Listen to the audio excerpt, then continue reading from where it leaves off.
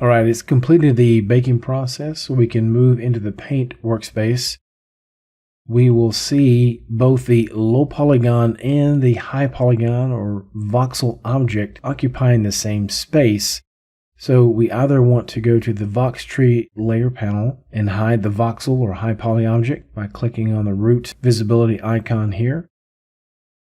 Alternatively, we can go to the View menu and uncheck Show Voxels in Paint Room. I'll turn Wireframe on. This is just a copy of what we had in the Retapa workspace. And we have all of our corresponding paint layers that were baked. All right, on layer 1, I believe that's empty. Therefore, just for demonstration purposes, I may want to add a smart material like this one. I can preview it with a little preview window. When you hover inside, it should hide the preview. That way, as you're painting, it's not being distracting.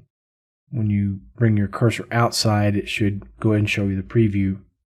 If you don't see anything in the preview, it may be because your layer is hidden, or you may have all these channels disabled. So it's going to show only what is enabled. So you can see here the glossiness is turned off, as well as the color, and then the depth. I'll enable all of those, and I'll hide it.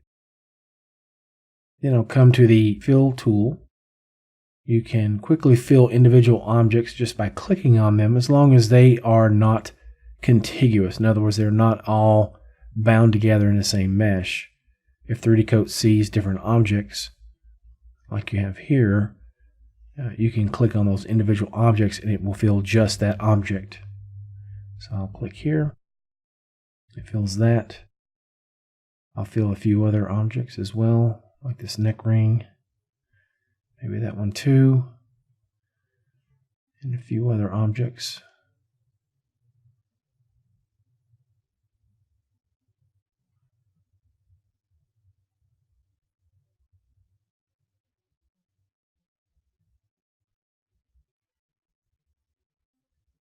Okay, and I'll do the same thing down here.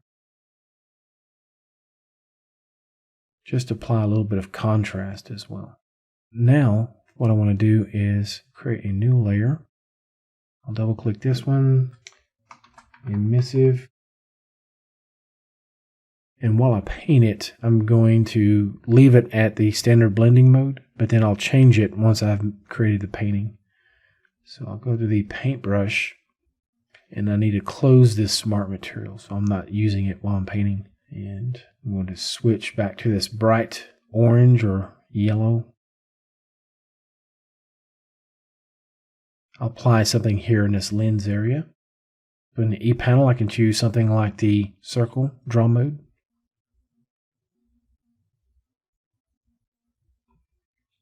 So I'll click here in the center. And if I need to relocate it, I can hold down the space bar just like I would in Photoshop. I'll go ahead and release it. So I want to undo. I don't want the depth and the glossiness on this, just for emissive purposes. So again, I'll click here in the center, drag it out. There we go. So apply only color. And let's change our draw mode to something like the line draw mode. And I'm going to turn symmetry on.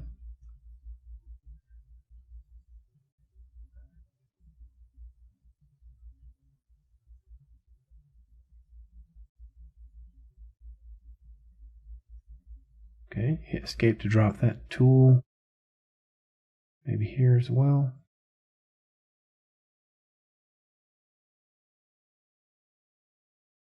I think that will be fine for the moment.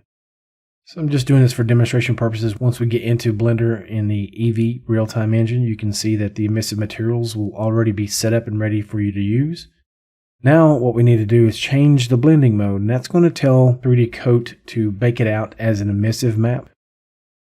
So let's change that as emissive. I'll turn symmetry off. And I think we're ready to go ahead and export. I just wanted to add a few different things to add a little bit of contrast.